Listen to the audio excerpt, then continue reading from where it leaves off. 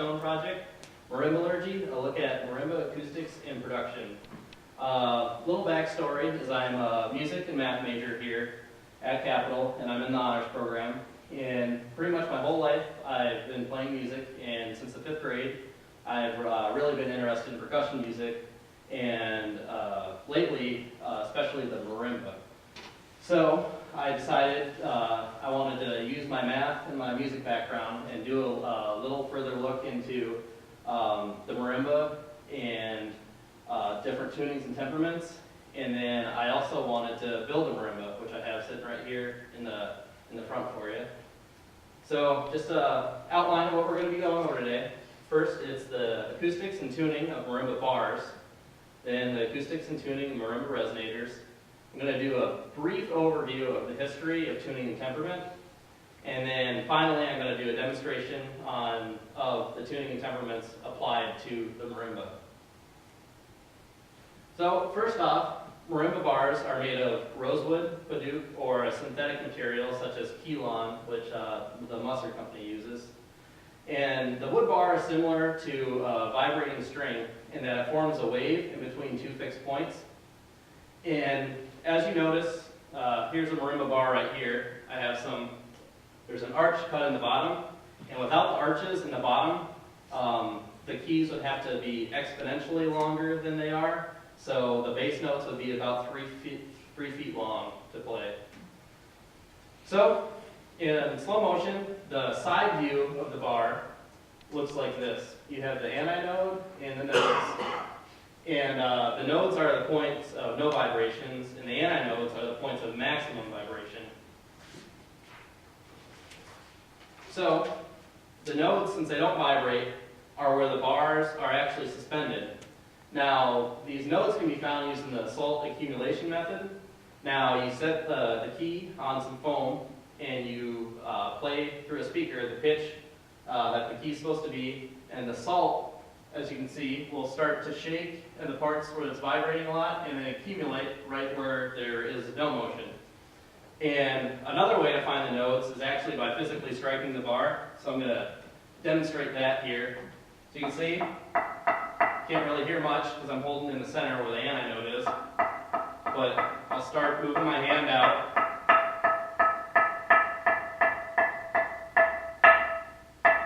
And you can hear it vibrate a little more. And this can also be done with metal pipes as well.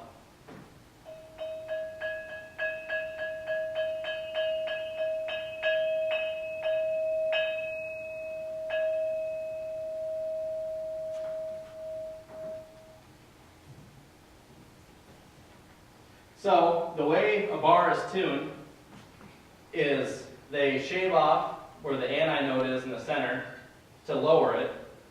And to raise the pitch, as you can kind of see in the picture there, they take a wedge off the very end of the bar sideways. So this is the key in slow motion from the side view again. And the frequency to which that vibrates is actually tuned to the fundamental of whatever that key is supposed to have. And this is the second transverse vibration. Now this sounds 2 octaves above the fundamental, which is the 4th harmonic note. And this started in the 1920s by Deegan Company. And since they started tuning this, it gave the marimba bar a warmer, more resonant sound than its counterpart, the xylophone. And also the xylophone sounds an octave higher at the written pitch than the marimba does. And so to find that, second transverse vibration that's 2 octaves above, you can actually hold the marimba bar in the very center and play at the nodal spot. So let's see, this was a C originally. And then the 2 octaves above the 4th harmonic should be here. See if you can hear it. Hear a little bit there.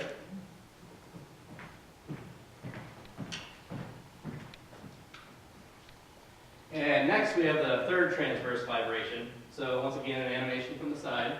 Now, modern high-quality marimba bars are tuned this way, and this is called triple tuning. And this is tuned to 3 octaves and a major third above the fundamental. And note that this is the 10th harmonic. And this started somewhere in the 1960s. It hasn't been documented very well, so it's somewhere in that time range. And it's harder to find by this way, but you can actually hold it halfway between the center and the node, and you should be able to hear that this would be an E. It's kind of hard to hear it because it doesn't vibrate a whole lot. It should be.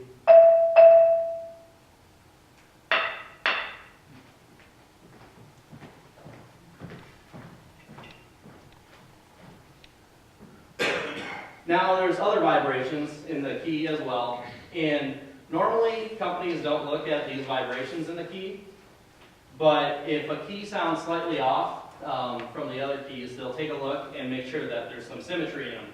So first we have the torsional vibration. If you look at the key, it's actually twisting corners diagonally, so you can see. And the nodes on that, if you use the salt method, will form a cross straight down and straight across in the key. And they try to make sure that that cross is straight down the middle and straight down the center that way. And then there's also another one, the lateral vibration, which that's looking down from the top of the key. So this key will actually bend side to side right here.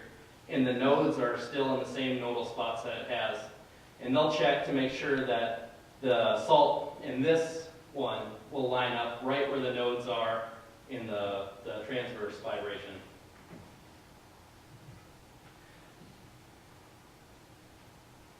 So next I want to move on to the resonators. So marimba resonators are a series of tubes that are placed under these wooden keys. And a lot of people like to think that these increase the duration of the sound, but actually they amplify it. And if anything, they stop the bar from vibrating because they send more waves back up into the bar. So the bar doesn't vibrate nearly as long as it would without the resonator. So what resonators do is they sympathetically vibrate the air inside of the tubes. And originally back in Africa, these were made out of gourds, which were spherical in shape. And this was fine because these marimbas were about an octave, so you could fit a bunch of gourds under an octave. And Herman Helmholtz later discovered that the purest resonator tone comes from a sphere, so they were pretty accurate in using a round gourd as a resonator. But since the marimba nowadays is 5 octaves, the size of the spheres would have to be about the size of a beach ball to fit under the marimba, which just isn't practical.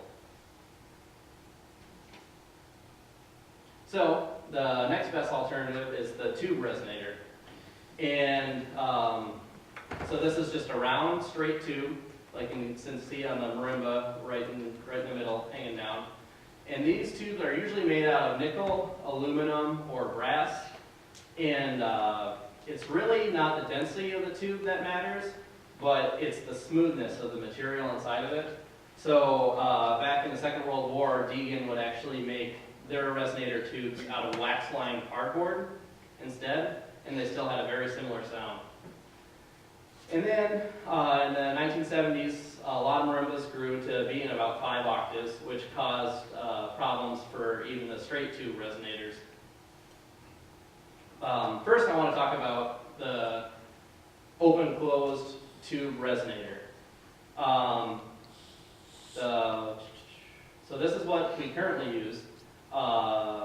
This allows for the resonator to only be half as long as if you had a whole pipe that's open and open, because these tubes actually have a plug on the end that sends the sound back up.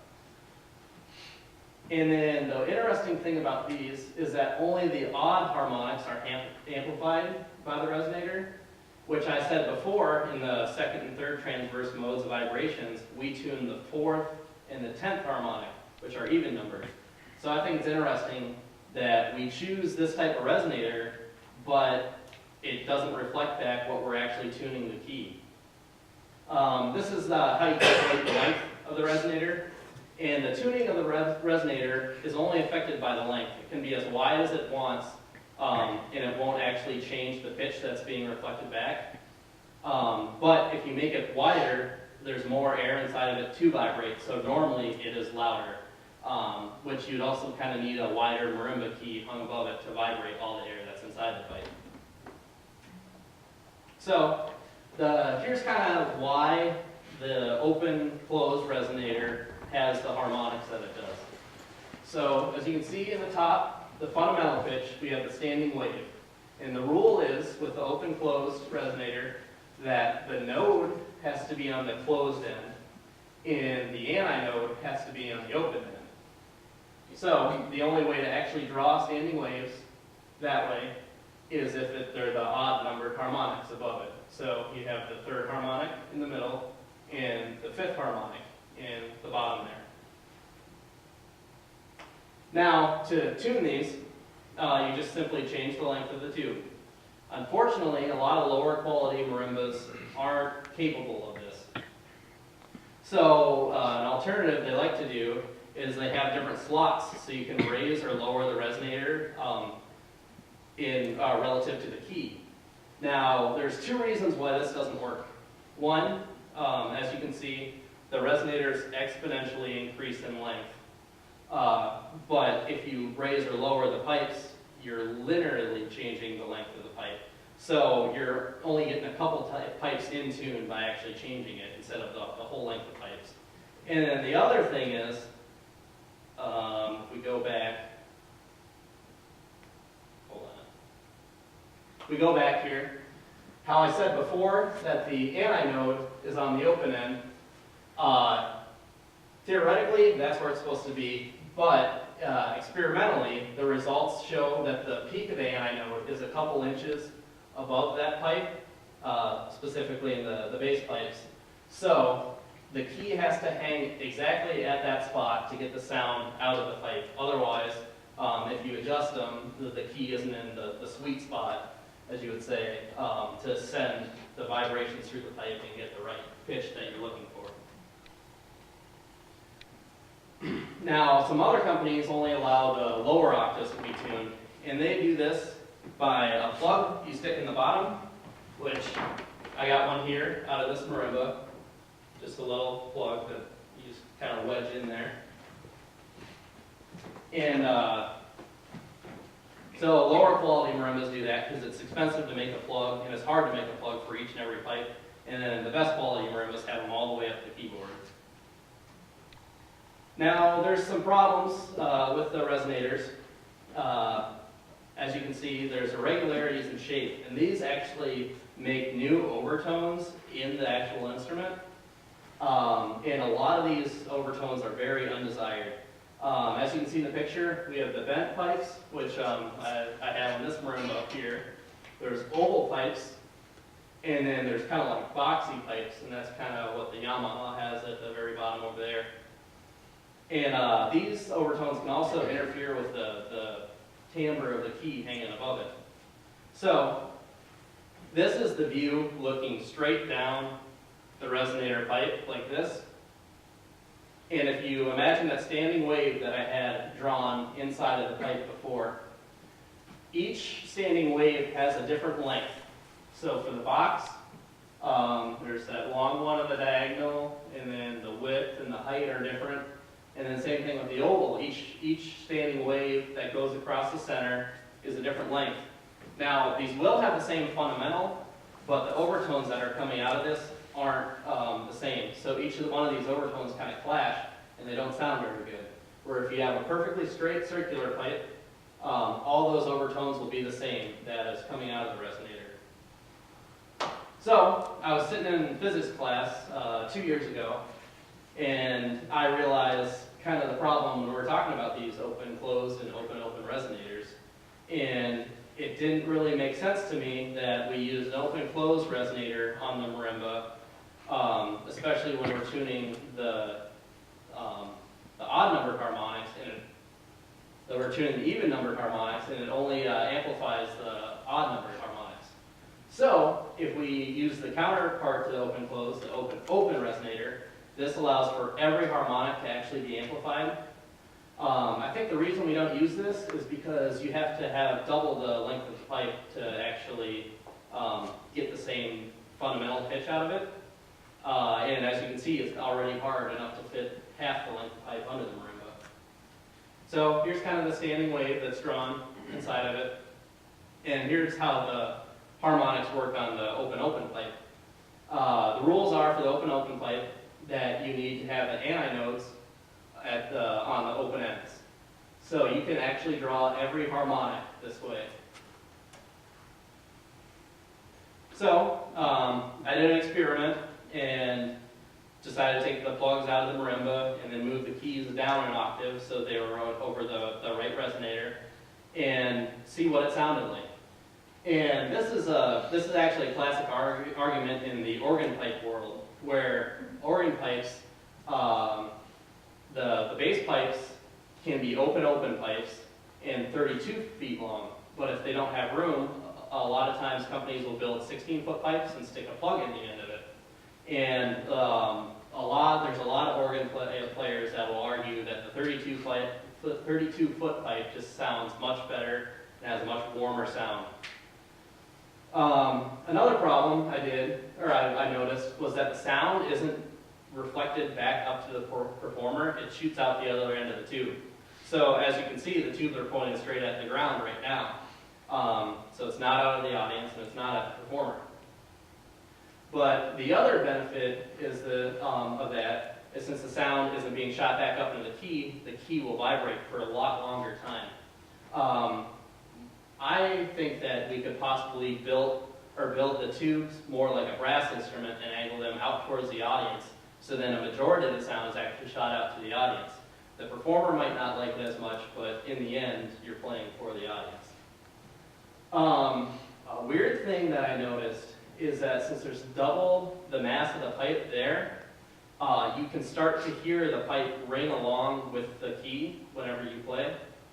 So, like I said before, that people would make the resonators out of brass, aluminum, and nickel.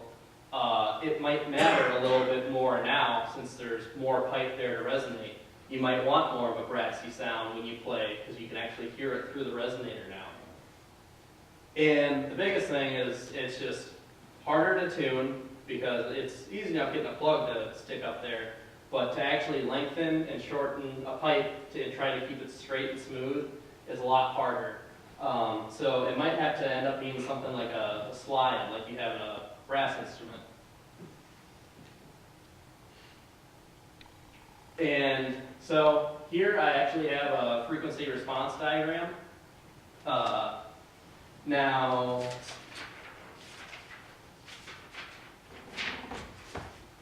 hopefully you guys can see this. On the top, I got the blue line that shows the open resonator. In the bottom, the blue line shows the open-closed resonator. Now, I kind of drew these red lines as guidelines. This first red line is E3, which I used, and that's at 164.8 hertz. And as you can see, they both kind of have the same curve for E3. Next red line is the second harmonic, which is E4. And as you can see, the blue line is flat for the open-closed, but there's a hump at E4 for the open, which is interesting because that doesn't come out of the key. It's the resonator that actually made that harmonic. Next, third harmonic, which is B4, they both have a hump. And like I said, it's the resonator that actually made this, not the key.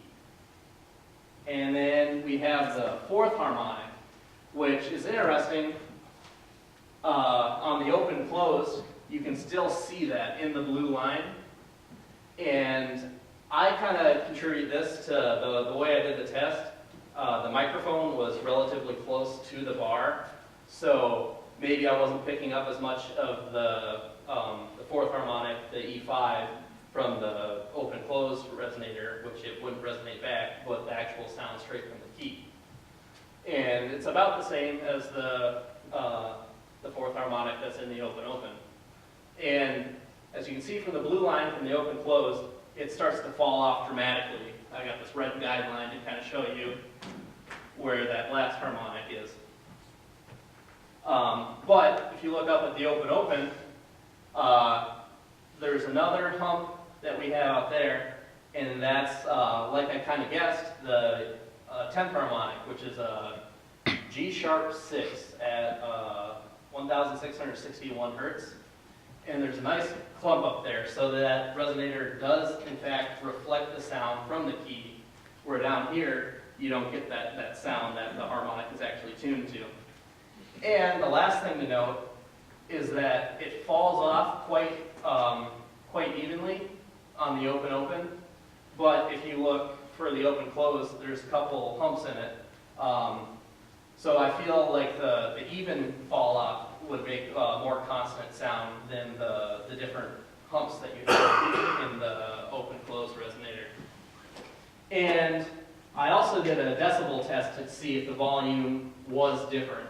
And this ended up being that the open-close one was at about -7 decibels, 7.2 decibels on the computer that we used. And the sound of the open was -8.6 decibels, so it was about 1.5 decibels off, which isn't that big of a difference. And I can actually demonstrate. I got the plugs taken out of this marimba. It's kind of hard to hang the keys, but as you can see, there's still some sound. Those keys are still pretty loud. And these are what they'd be out of tune. Can't really hear it that well. But that one's still loud and very present.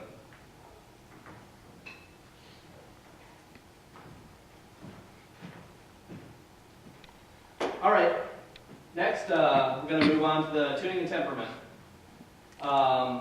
The definition of temperament is actually the mathematical manipulation of frequency ratios between two pitches.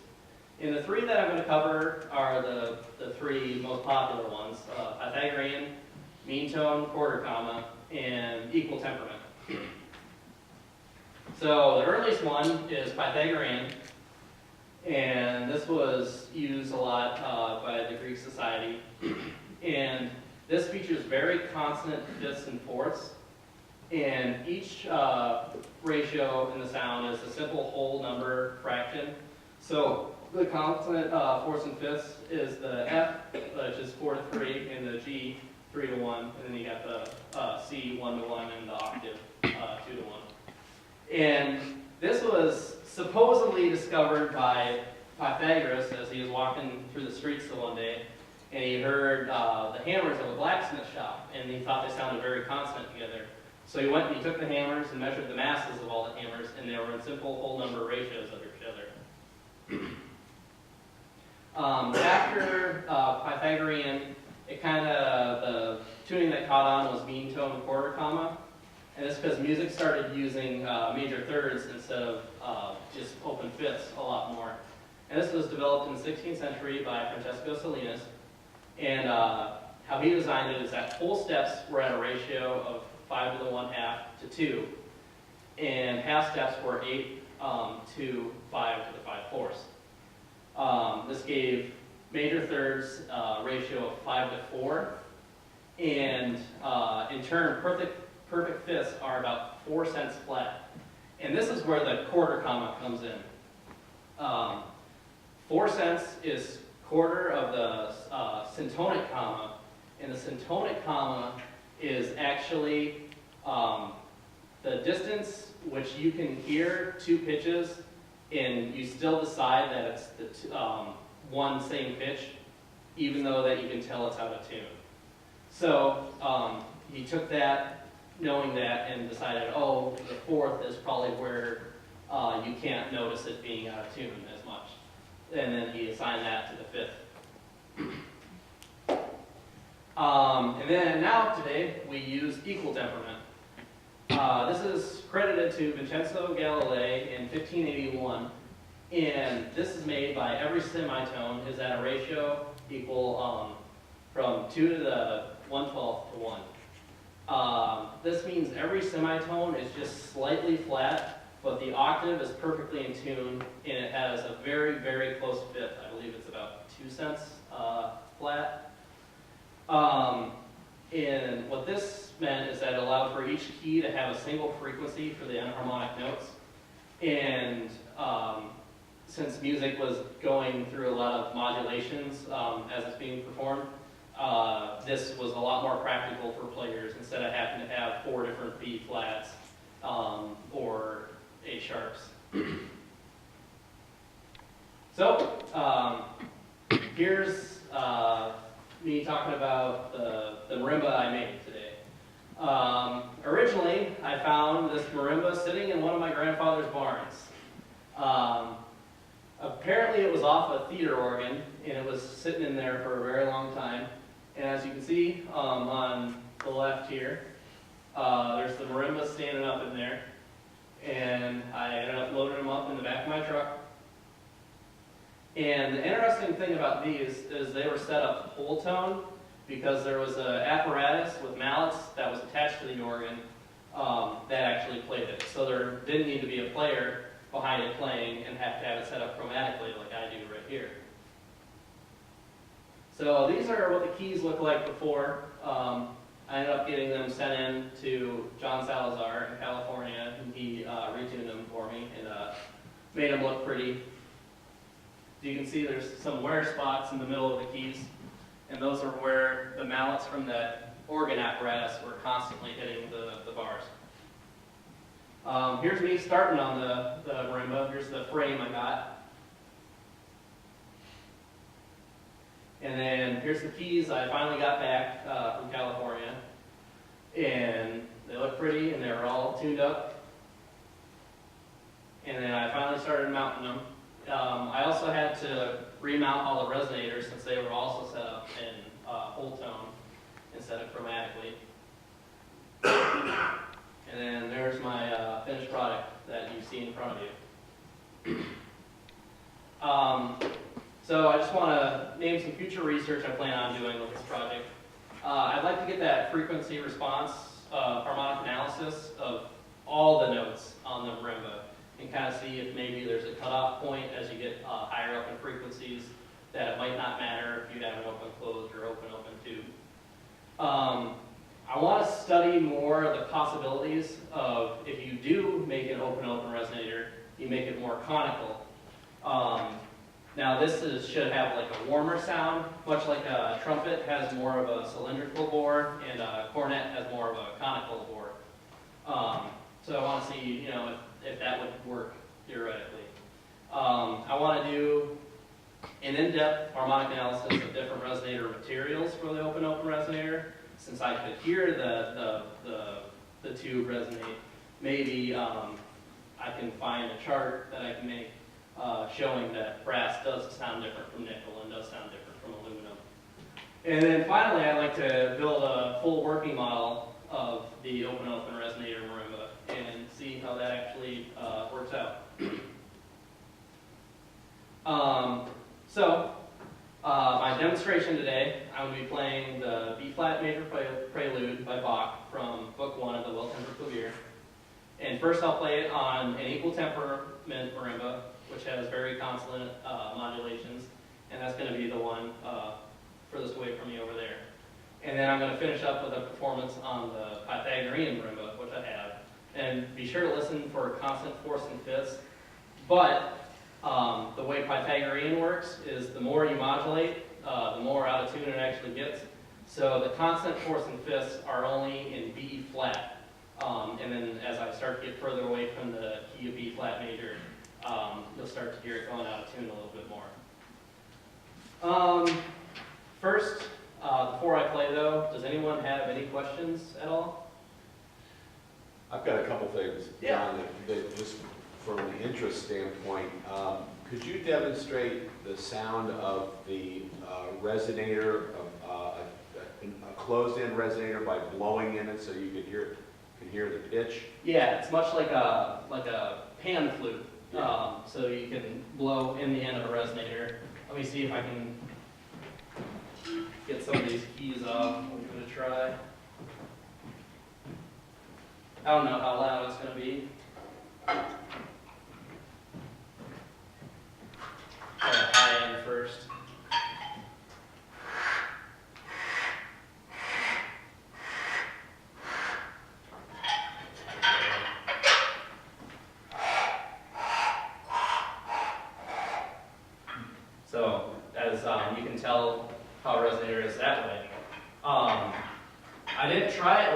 open, but maybe you can get some sound out of that.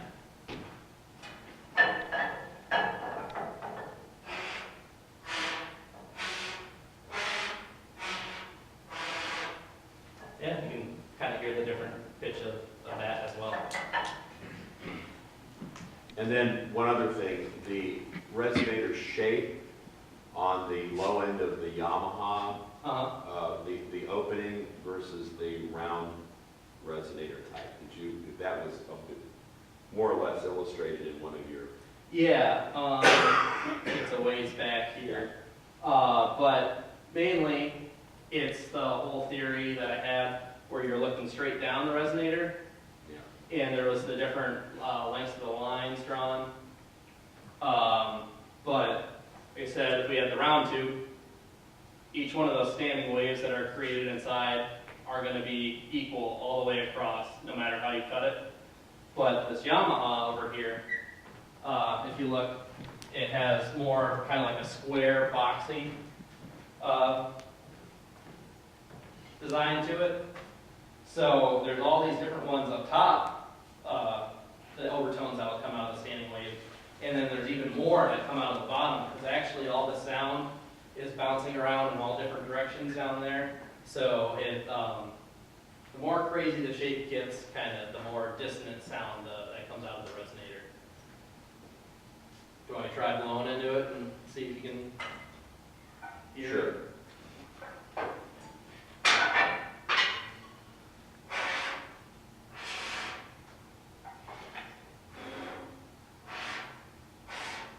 So you can't really hear that one as well. This is how we entertain ourselves. Does anyone else have any other questions? Anything they'd like to know about? Yes? So on the frequency response diagram in the open, Yep. there was a, towards the, I don't know, near this, what would be maybe the 16 harmonic, there was a real high peak there. See, I'll head back there.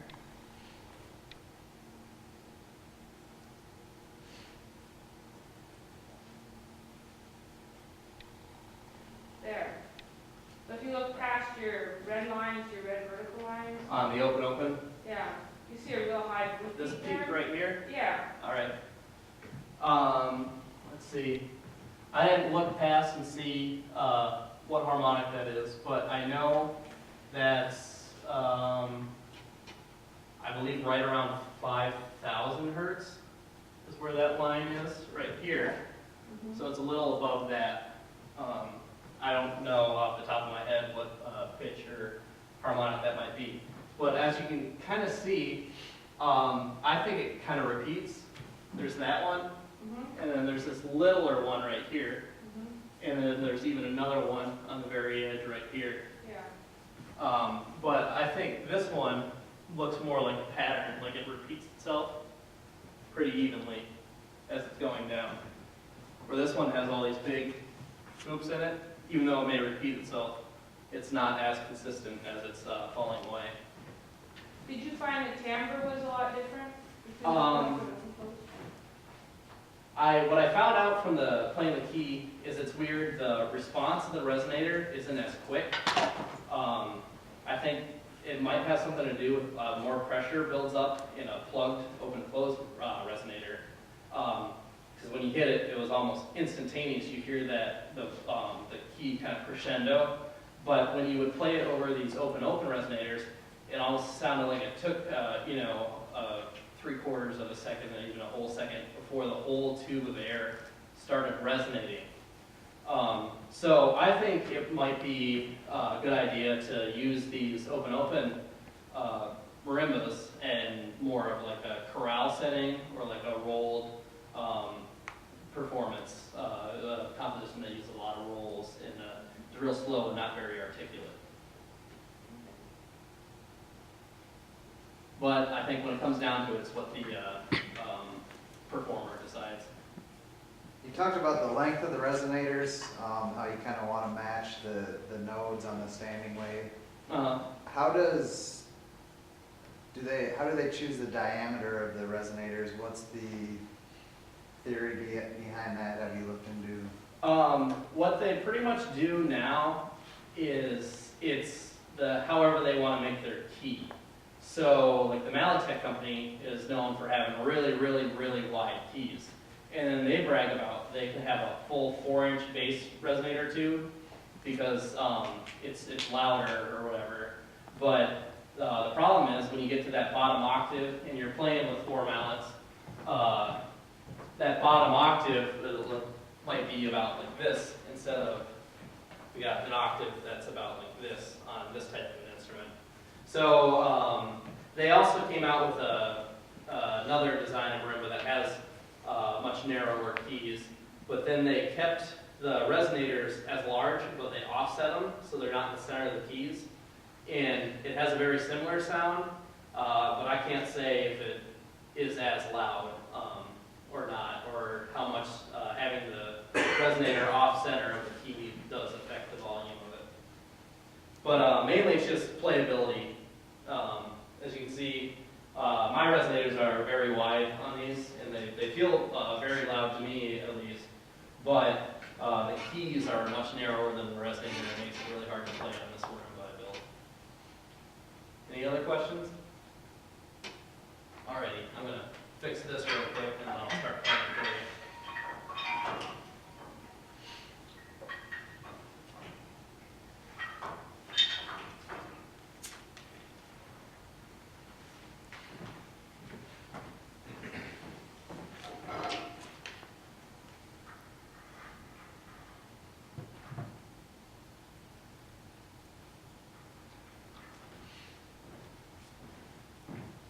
All right, this is the B-flat major prelude from Bach's Well-Tempered Clavier, Book 1. Remember to listen to the modulations being very consonant.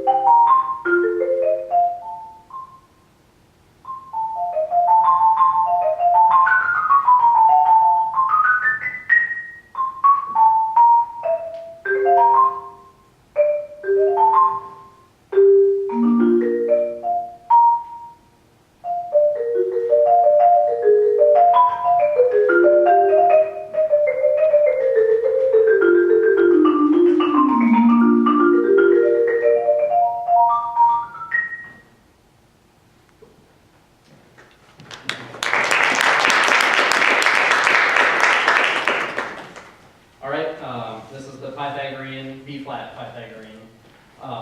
So listen to more of the consonant, fourths, and fifths, at least in the key of B-flat.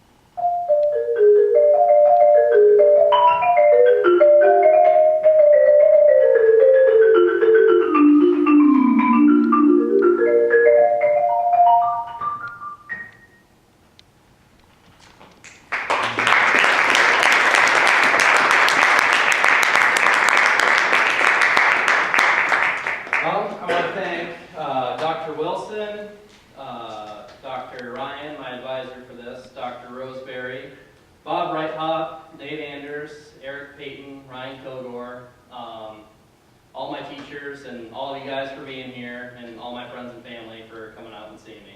Thank you very much.